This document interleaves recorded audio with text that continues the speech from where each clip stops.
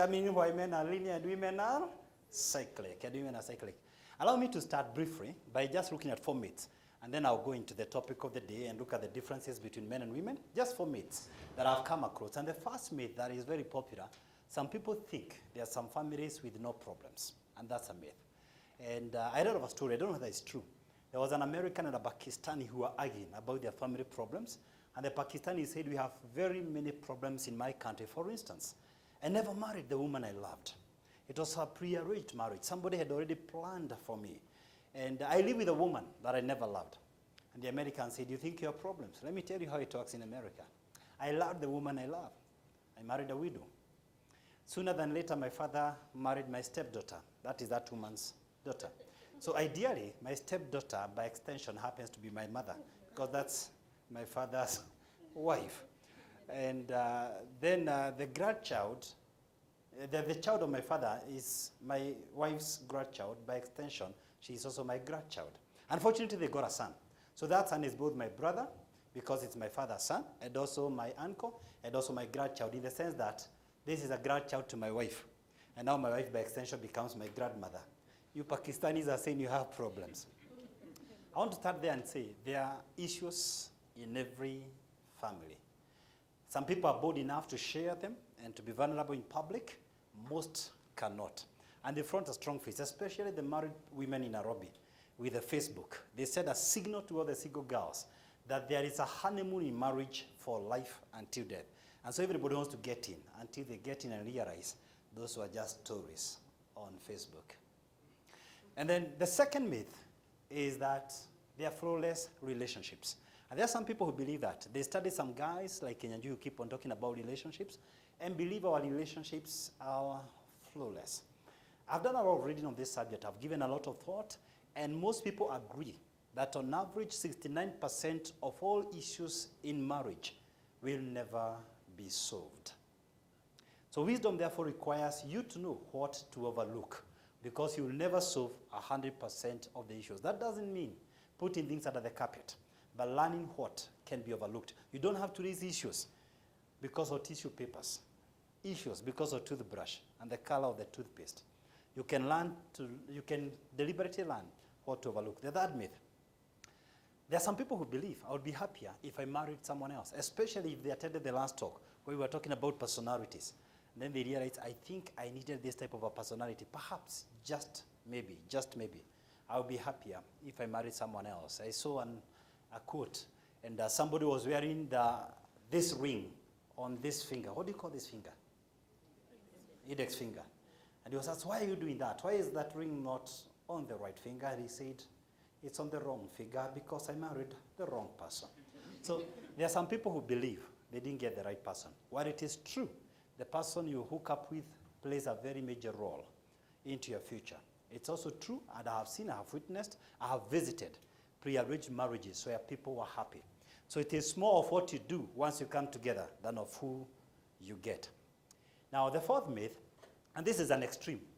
There is an extreme school of thought that relationships don't work. In fact, last year, I posted something on Facebook, does marriage work? And I got a lot of responses. I don't know how many here in this live audience were able to see it. How many? Okay, we have a few. And let me say this, relationships do work. And this is gonna be sensitive. Don't take it personal. I come from the school of thought that marriage never fails. People fail. The institution never fails. Relationships don't fail.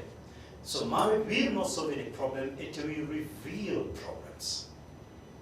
And nobody can make you happy.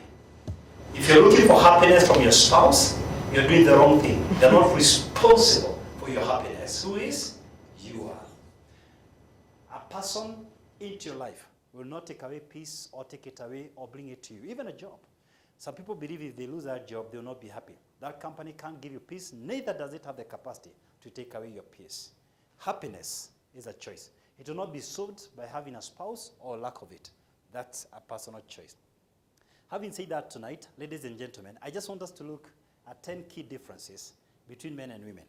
Just see whether this could be something defining you and how you relate with the people around you at work, in the marketplace, at home, with your brothers, with your sisters. I don't mean a husband.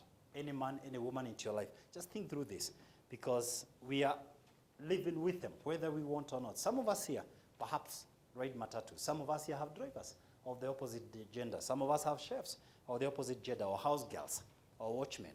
But in this life, you'll definitely have to live with the opposite sex. 10 key differences. Number 1, men are analytical, logically. I don't know how to put this. I want to look at analysis. Men give the bottom line, and women like giving detailed analysis. Who was here last week? The last month? Okay, can I pick a mic and just ask 1 or 2 questions? Okay, let me start with Veronica. And I want an honest opinion. Veronica, let me disturb you. Let me disturb you. How was the meeting last Friday? And that made you to bring your sweetheart? It was so enlightening that I went home and asked him immediately that I wish he was there with me to have helped us solve some of the problems that we encounter as a couple. All right. Roy, how was the meeting last month? Good, because it helped us, my wife and I, realize where we belong, how we need to handle each other for the sake of our marriage. You know, the mistake I made is to start with Veronica. I should have started with him. You realize he was almost stopping. Good. And that's done.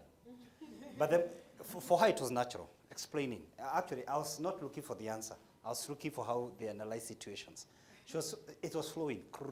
He was caught off guard. Good. He was trying to look for stories. But it was very natural for Veronica. I don't know whether you noticed. Yeah. It was natural. It was flowing. The meeting was like this. And that's why I asked us at the end of this meeting, if you want a good feedback, give a woman. A man will come here and say, it's nice. It's okay. It was okay. It was okay. There was a long pause after he said, good. I read of a story of a boy who went to his father and asked, Dad, where did you come from? I mean, how am I here? And the father said, God created us.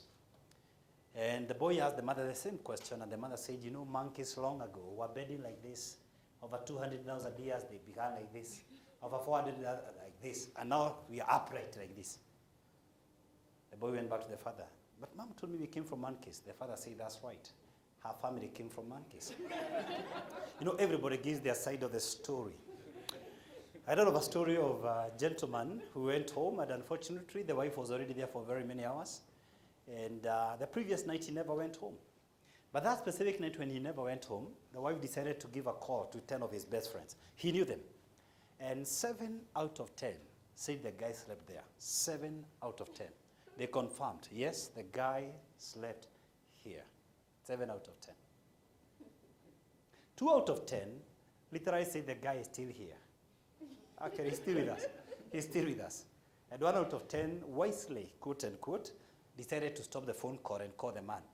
You are looking for your husband? He behaved like the phone was hanging. We, kubavu uko wapi? Unatafuta hapa. Rudi nyumbani. But one time, the lady was late. She didn't speed out like the man. She was just late. And the man didn't know where she was, and he genuinely just wanted to know where she was. She couldn't be reached on phone. And all the ladies that were called say they haven't seen her at all. And this is the nature of men. Bottom line analysis. What does this guy need? He needs protection from his wife. That's the bottom line right now. The girls give stories. The last time I was with her was last week in that chama. This is what we were doing. That was not the story. The bottom line was, this woman needs to be sure whether the guy is misbehaving. The man analyzes that and gives the bottom line. I have to protect him, details later. I'm not encouraging that. Just giving the type of thinking with men. Most times, men will give the bottom line, and ladies will give details. So tonight, Martin, you're married? Sorry? You're married? Yes, I'm. And at home, she asks you, how was your day? Normally, how do you respond? One word. 1 word. Fine, you're done. Is that what she really wants to hear? So where do we meet? So gentlemen, we are not going to change the form, the material of the lady. She wants to get the details. And you want to give the bottom line. That's why we should never fight over these differences. And the lady is listening to us. He still wants to give very brief points. So the points he picks, ask him in items, questions, 1, 2, 3, 4. Don't try to expect a long story from him. You don't even have a questionnaire. but the one thing is because maybe sometimes you ask 10 questions and the man is confused. Where were you? With who? What did you eat? And what time did you return? Now we are confused. We have no clue which one to answer. So the best thing, have a question in your head. Where did you go? Let him answer. Because he's trying to now understand where he was. And that is not the nature of man. He's trying to replay the tape, and you know what happens with men? Once they leave an item, they go to the next. And that introduces us to the second point. The second difference between men and women has to do with data processing. The first one was on analysis. The second one was on data processing. Women, by nature, have a continuous mindset, and men are discrete. For instance, for men, we count 1, 2, 3. For a woman, between number 1 and 2, there are trillion numbers, 1.0006. There's no distinct between number 1 and number 2. There's no boundary. They are all related. I heard of a story of two daters, a lady and a man. And the date was very nice. They took dinner together, and then they were driving back home. On their way home, the girl, out of the blues, from a man's perspective, told the guy, do you realize we've been seeing each other for the last 6 months? He didn't answer. In fact, he didn't hear. And the girl got so disturbed. She started thinking too many things. What's happening? Did he think I want him to commit? If so, why is he not committing? Oh, no. Maybe no. Maybe he's not ready to propose and he's feeling I'll say no. I may be too good for him. Or what could be going on with this guy? And the girl was so upset. They reached home. She was being dropped. They were not staying together. And she still wants an answer. She's demanding, what's going on? The guy is now getting stressed. The following day, she called 6 of her girlfriends, and they analyzed the situation last night for 6 hours. Any statement he said, his visuals, his everything. And she's describing in graphics. Meanwhile, when the man had 6 months, his head hit. The car needs oil change. It has exceeded the time. It has nothing to do with how they are going out with this girl. And he said it's elsewhere. So he goes, he switches on the TV and watches rugby. He's not a fan of rugby. But he's just looking for anything to download because he was thinking about the money he needs to spend for transmission. The car has exceeded the mileage. It had nothing to do with the lady. But the relationship easily breaks because each of them is misinterpreting the other. Because this is how it works. A man is driving to work. He's only thinking one thing, driving. He reaches in the office, perhaps with a laptop, and the only thing in his head is that report to be completed. He comes home tonight, picks the remote. He's watching news. Watoto hawataenda shule. For 6 months. What's wrong with this Uhuruto thing? Flies can get in his mouth. You know, he doesn't move even his eyes. Atisasa rallies continuously. She comes and says, tomorrow is our anniversary. Tomorrow reaches. I told you, you didn't. I told you, you didn't. I told you, you didn't. And they're both right. She said, but he didn't hear. Where was he? Rallies. He's Osioni. He didn't hear, but she said. Discrete means he operates from point to point. Other people use the illustration of boxes, from one item to another. And the message is this. For the ladies, look for the appropriate time to speak to the man. Because, believe me, even when you switch off the lights or dim the lights or whatever you use at night, he will still come and expect you to switch from the dinner table to the bed. Kaa vizuri tulale, masani ya kulala. She's shocked. The guy didn't call during the day, didn't text. Dinner time, he was Sosioni. And now he's telling me make love. She's confused, and they're both right again. The man has moved from dinner, he's on another item. But the girl is playing her whole day. Did he think about me? She's replaying the whole tape. Does that make sense? She's replaying the whole tape. Meanwhile, the man is confused. And the difference becomes so big because relationship differences, you can't even explain to a counselor. You do not know what to explain because it has to do with his very form. Not what he did, but his being. Am I making sense? It is who he is, it's who she is. Nothing to do with what he did. So where do we meet? For the man listening to this voice, my message to you, do not try to make love at night. Start it in the morning. Say that text. Don't keep quiet until the evening. It's not your natural. Let me tell you, I've practiced this for over 12 years. I'll send a text every day. I dropped Mercy this morning. I dropped her this morning. And she gave me an assignment she has never given me in my entire lifetime. Very difficult assignment. She told me she has forgotten her earrings. I don't know why for 12 plus years, Mercy has never told me to give her earrings. I didn't know where they were to start with. When I reached home, I found a very messy thing, like a bowl, with a lot of things, chains, earrings, blah, blah, blah. Then there was another problem. She even specified the colors. Now, that's worse. Then after that, I don't know how to carry them. But I did it because I felt like, no, it's preparing my evening. That's how it works. It works, trust me, it works. I learned a long time ago, this thing works, it works. Does that make sense? At the same time, however, ladies, when we forget to send one text call, don't create a mountain out of it. Because it's not our natural. We are work on progress. For the men who have not been doing it for a long time, I have a word of caution. In the year 2010, I was doing some training for the Ministry of Water. At some point, I was in Kitui, and I was taking them through performance management for 5 days. And then in the middle of the training, I decided to throw in some soft skills. And I told the men to call their women or text them or do anything it takes to just let them know, I love you. And some people are very obedient students. One of them picked his phone and put it on microphone and called her. Hi, sweetie, I've missed you. I long to come back. She screamed on the extreme side of the phone, what's wrong with you? What has happened? She had never heard it for 23 years. So if you have not done it for a long time, please start strategically. You can even accuse me. There's a guy who told us tonight to start saying. Especially if you come from Central, Kisii, and Meru. We need more work on that area. All right, difference number 3. Difference number 3 between men and women, judgment, how we judge issues. Men judge issues more logically, and women judge issues more emotionally. Let me explain this to Maurice.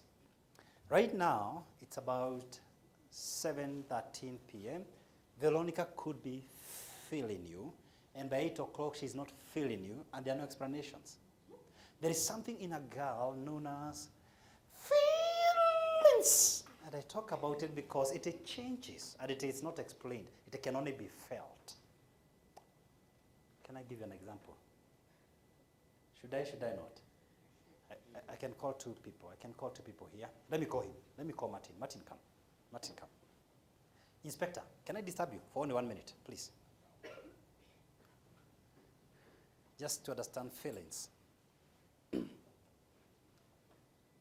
only 1 minute. Here are 2 gentlemen in the same hall. In the same hall. Martin has a t-shirt, he has a shirt, and he has a sweater. Same hall, same temperature. Indication he's feeling a bit cold. He needs to keep warm. Look at him. Short-sleeved. Same room, same everywhere.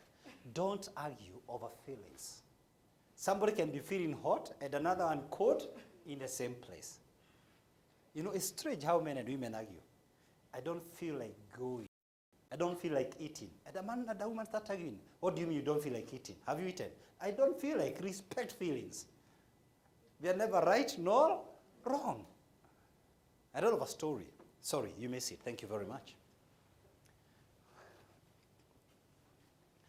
I read of a story of a lady who left her husband at home with their little child and the house girl, and she drove to work. Unfortunately, in less than a kilometer, the car jumped up, and she couldn't continue with the driving. She got so scared, but by God's grace, she was able to force it back home. It was just about a kilometer home. But just before it reached home, about 3 or 4 or 5 meters, it stopped completely, but she was able to walk to her house. And then, unfortunately, she met the husband and the house girl in an uncompromising situation. She screamed, she wept, she was so stressed, she decided to call a counselor. She thought she needed counseling to retain her sanity. So she calls this counselor and says, Mr. Counselor, sir, this is the situation. I started the car in less than a kilometer, it jumped up, I went back home, and I met my husband and my house girl in an unbelievable angle. And the counselor responded, by text. He didn't pick the call, by the way. She had to send a text. He responded as follows. There are many reasons why a car can have a faulty engine. Maybe there was a problem with the engine oil or water levels. You need to be checking this every morning. Postscript, by the way, next time when you see that, don't go back home. Call your insurance agent.